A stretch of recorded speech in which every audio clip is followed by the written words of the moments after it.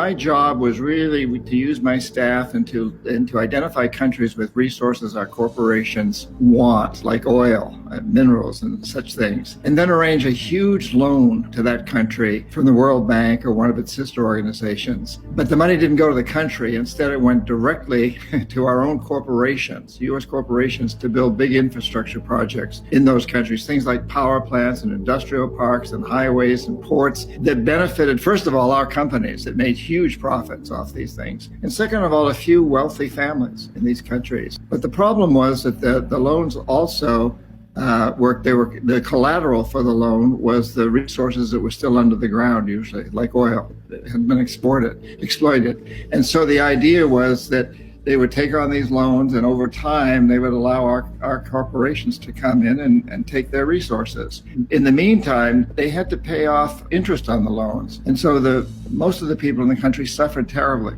Money was diverted from education, healthcare, and other social services to pay off the interest. So we'd go back in, usually under the guise of the International Monetary Fund policing organization, and say, okay, so you're not paying off your loans, so you sell your oil real cheap to our corporations without environmental or social regulations. Let the United States build a military base on your soil. Privatize your businesses, your public sector businesses, your education system, your water and sewage systems, et cetera, and sell them to our investors cheap. Vote with us on the next United Nations vote against Cuba or whatever. So it was really, it truly is a form, it still goes on, of colonialism, but as you pointed out, typically without the military. Although the threat of military intervening is always sort of lurking in the background.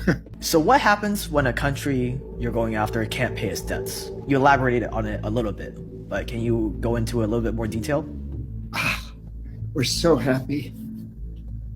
We're just so happy because the IMF goes in and restructures the loan.